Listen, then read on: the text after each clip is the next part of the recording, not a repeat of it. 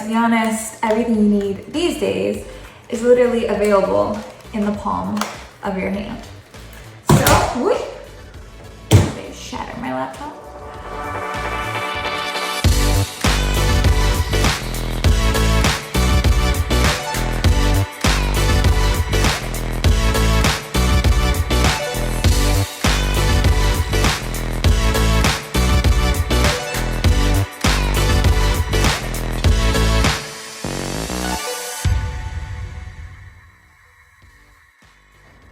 All right, we are back and we are lit and we are ready to learn about cameras and equipment and apps. So in terms of equipment, as far as creating content goes, there has been quite an evolution in how I've filmed over the years. As most of you are familiar, my first videos were filmed on one of these bad boys. A Logitech webcam. This is actually a much newer one than I used to film on. And they were super grainy and super oversaturated, and they looked like something I edited in Photo Bucket. So I don't like to film on webcams anymore. I do know some people still do. And I will say, if you are, doing a live stream or a live webcam session, it doesn't hurt to still record your show or download it if your platform of choice records your live shows anyway, because it's still content, it's still valuable in its own way, and it can still be resold. Now, the next step in my evolution of equipment was this bad boy. It is the Canon Handycam, and what made this so special and near and dear to my heart back in the day was that this thing flips over so that when you're filming, you can actually see yourself. This was like the precursor to the front-facing camera. And I originally started with just the camera, but over time, I added this little furry mic, which upped my audio game. And this was great. This camera does film 1080 HP, but to be honest, everything you need these days is literally available in the palm of your hand.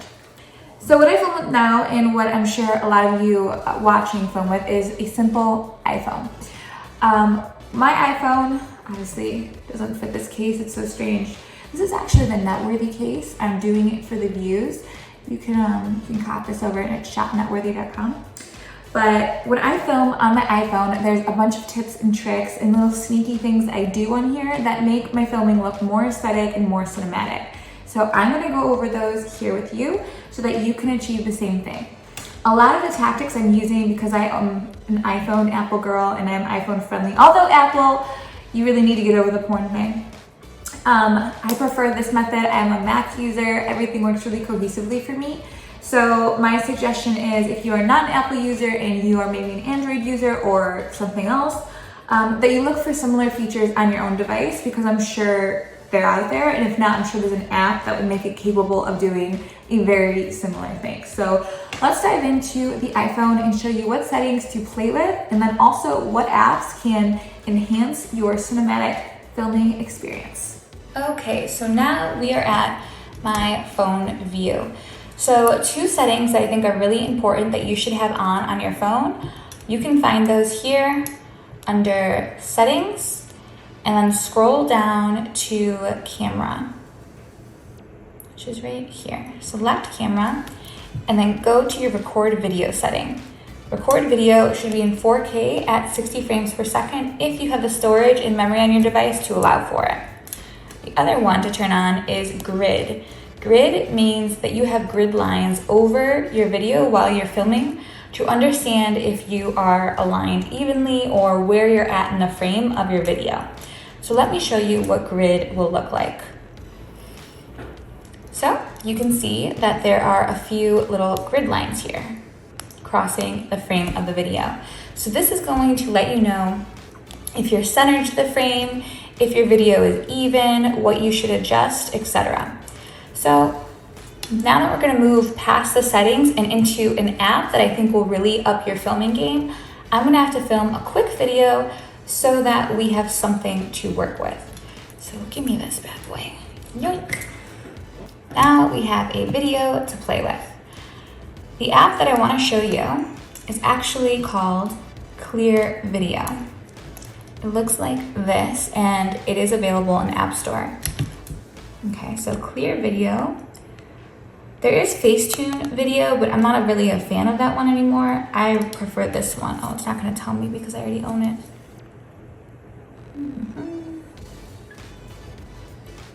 I'll have to look it up down below and I'll comment it. But this is Clear Video. And once you have the app, you'll open it and it will look like this. So here in the bottom is where you select your content. So there we go. Now I am going to select this video that I just filmed. Pretty awful, but we're gonna ignore that and click choose. Now that we have the video, you can see what it looks like above and how it's filmed naturally. You can see my skin, you can see freckles, you can see that it's not airbrushed or edited. Now, if we go through these, you're gonna see it change based on which version you want. So this is as shot, this is natural. You see how it has that filtered kind of polished effect. And then this is natural uplift, which is a little bit more filtered and airbrushed. That's usually the one I go with. And then if you really want some oomph and some flawless airbrushing, go with Studio, which is absolutely gorgeous. And then if you want to see side by side, you can click this and see the difference. Original's on the right and the Clear Video polished airbrush side is on the left. Now, there are other features in the app, although I typically don't really use them. So there is this little wand down here, which lets you pick more of the Instagram style filters, which again, I don't really use those. I mainly stick to these. And then you can crop your video, and these sizes are preset for different social media platforms. So for example, 16:9 is landscape, like a normal creator video, whereas 9:16 is more of like an Instagram story, Snapchat story, something like that. The 1:1 would be for your Instagram feed or Twitter feed.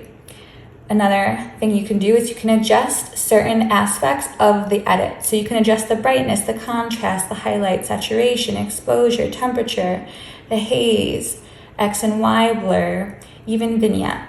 And then on the far right, you can do it using a color curve if you know how to do that, which I actually don't. So main use that I have this app for is to bring my video here after I've already edited and clipped it all together and run it through either Studio or natural light and then process it. So I'm going to process this one under Studio and save. Yes, process. Now that's gonna take a minute, but after it's done, I'll show you what that finished, polished look will appear like. Perfect. Okay, let me go back to our photos. And then right here, this is our original video, which you can see very grainy. You can see everything on my skin, all of that. And then this is the edited. It's lighter, everything's much smoother and polished. And that is how I have the cinematic effect to all of my content. So I hope this helps. I hope this gets you ready to film. The last thing I want to go over before we get off this camera and filming subject matter is to use all of your features. So under camera, you have multiple functions under video. You can do regular video, you can do slow motion, and you can do time lapse. And I incorporate literally all of those styles of video into my finished product when I create content.